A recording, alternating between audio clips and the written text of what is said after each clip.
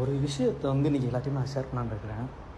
So ரீசெண்டாக தெரியும், நான் வந்து சடனாக தோணுச்சு மலேசியா போனோம், முருகன் பக்கத்துக்கு கோயிலுக்கு போனோம், நல்ல தரிசனம்.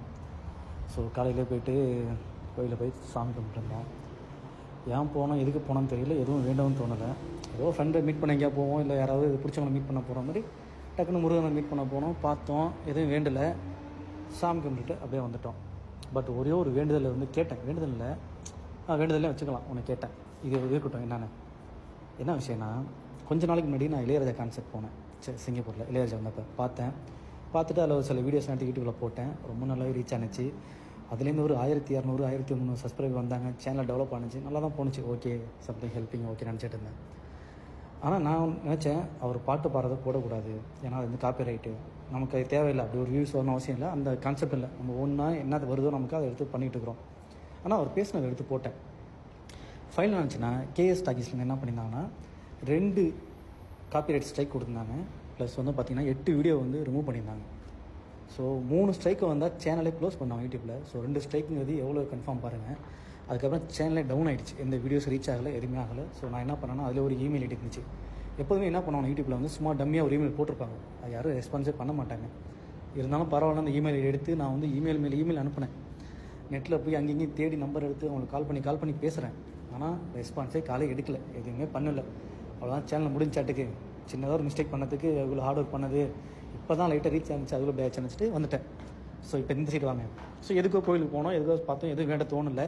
பட் ஆனால் இதை மட்டும் சொன்னோம், முருகா எப்படியாவது ஒரு மனசை மாற்றி ஃபோனை எப்படியா எடுக்க வச்சுரு, அவர்கிட்ட பேசி எப்படியாவது கையில் வந்து ரிக்வஸ்ட் பண்ணி இந்த காப்பிரைட் ஸ்ட்ரைக் வந்து பேக் வாங்கிடலாம் அப்படின்னு நினச்சிட்டு இருந்தேன்.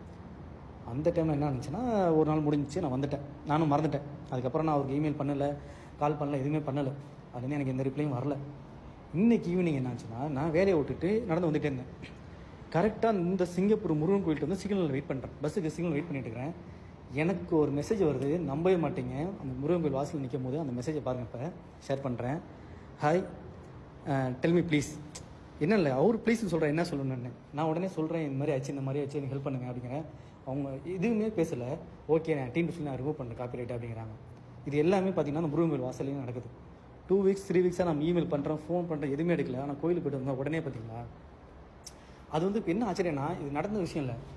அங்கே கோயிலுக்கு போயிட்டு வந்துட்டு இன்றைக்கி மதியானம் ஒரு பண்ணியிருக்கலாம், காலையில் பண்ணியிருக்கலாம், நாளை விட ரிப்ளை பண்ணியிருக்கலாம். ஆனால் அந்த கோயில் வாசலில் நிற்கும் போது எனக்கு கரெக்டாக வருது பாருங்கள். நான் எதார்த்தமாக வேலை முடிச்சு நடந்து போயிட்டு இருக்கும்போது கரெக்டாக அந்த கோயில்கிட்ட போகும்போது சிக்னல் வெயிட் பண்ணும்போது நான் கோபுரத்தை பார்த்துட்டு இருக்கும்போது டக்குன்னு பார்த்தீங்கன்னா அந்த இடத்துல வந்து இந்த மெசேஜ் வருது. இதுலேருந்து என்ன தெரியுது, ஸோ எவ்வளோ க்ளோஸாக வந்து நம்ம வந்து கடவுள்கிட்ட இருக்கிறோம், கடவுள் நம்ம எந்த அளவு க்ளோஸாக வச்சுருக்கான்னு நினைக்கும் போது நமக்கு எல்லாமே இது போதும் எனக்கு, இது போதும் எனக்கு அப்படிங்கிற மாதிரி, காசு பணம் கூட தேவையில்லை அப்படின்னு. ஸோ க்ளோஸ் டு காட்டாக இருக்கிறதுனால ஸோ இது வந்து ஷேர் பண்ணணும்னு தோணுச்சு, அதை அவங்க ஷேர் பண்ணுறேன். ஸோ இந்த நேரத்தில் வந்து அந்த கேஎஸ் டாக்கீஸ் அவங்களுக்கும் ரொம்ப ரொம்ப நன்றி. அவன் சொல்லுவார்ல கமல் படத்தில் வந்து, அந்த மனசு தான் சார் கடவுளுங்கிற மாதிரி, நீங்களும் ஒரு கடவுள் மாதிரி தான் எனக்கு. ஸோ ரொம்ப நன்றி உங்களுக்கும். அதனால் கடவுள்கிட்ட முருகன்ட்ட உங்கள்கிட்ட வேண்டிக்கிறேன், உங்கள் சேனல் நல்லா டெவலப் ஆகட்டும், உங்களுக்கும் பிஸ்னஸ் நல்லா டெவலப் ஆகட்டும், இந்த மாதிரி நல்ல மனசு. ஏன்னா நான் சொன்ன மெசேஜில் நான் அதான் உங்கள் ஃபேவர் பண்ணுறேன் அப்படின்னு. மற்றவங்க வந்தோட காசு கேட்டிருப்பாங்க, இல்லை ரிப்ளை பண்ணவே மாட்டாங்க. ஆனால் பாருங்களேன், எதுவுமே வேணாம், நான் உடனே அதை கிளியர் பண்ணி தரேன் அப்படின்னு சொல்கிறாரு. இதெல்லாம் முருகனோட மேஜிக் தான் ஆக்சுவலாக நம்ம சேனலுக்கு. ஸோ இதை உங்கள்கிட்ட ஷேர் பண்ண தோணுச்சு. இல்லை இன்னொரு விஷயமும் இருக்குது, நான் வந்து டிக்டாக்ல நல்லா வீடியோஸ்லாம் பண்ணி நல்லா ரீச் ஆகிட்டு இருக்கோம், அங்கேயும் எடுத்து போட்டிருப்போம். ஆனால் என் வீடியோஸ் எடுத்து எல்லாருமே டிக்டாக்ல போடுவாங்க, இன்ஸ்டாகிராமில் போடுவாங்க.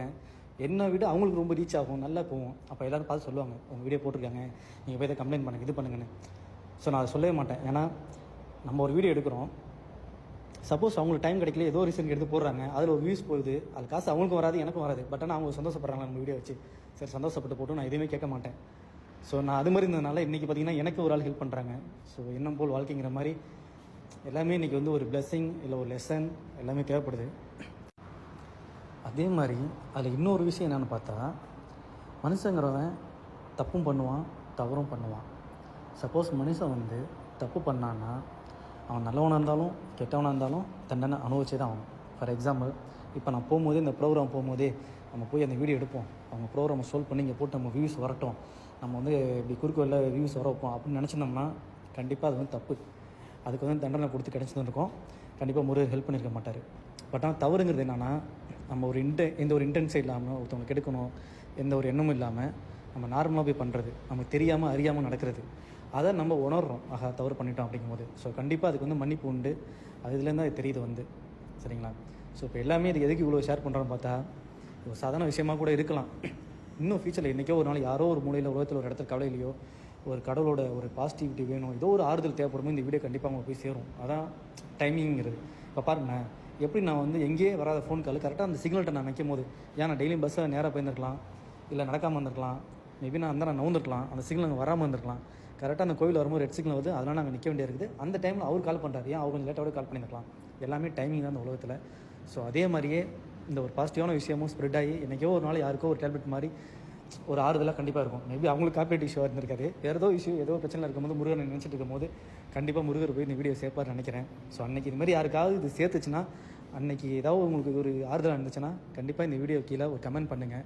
ஸோ பார்க்கலாம், கண்டிப்பாக ஒரு நாளை ஒரு கமெண்ட் இதில் வரும். இன்றைக்கி ஏன் இது நான் பண்ணுறேன்னு எனக்கே தெரியாது, இது ஒரு நோக்கம் எனக்கே புரியாது. இதுவே கடவுளோட டிசைடு, முருகரோட டிசைடாக தான் இருக்கும். நான் இந்த வீடியோ பண்ணதில்லை, இன்னைக்கு ஏன் பண்ணுறேன் எனக்கே தெரியல. ஸோ என்ன நடக்க போகுது 10 வருஷம் கழிச்சோ இல்லை 10 நாள் கழிச்சோ இன்றைக்கி என்ன நடக்க போகுதுன்னு நமக்கே தெரியாது. எல்லாத்துக்கும் பின்னாடி ஒரு காரணம் இருக்கும். ஸோ பார்க்கலாம்.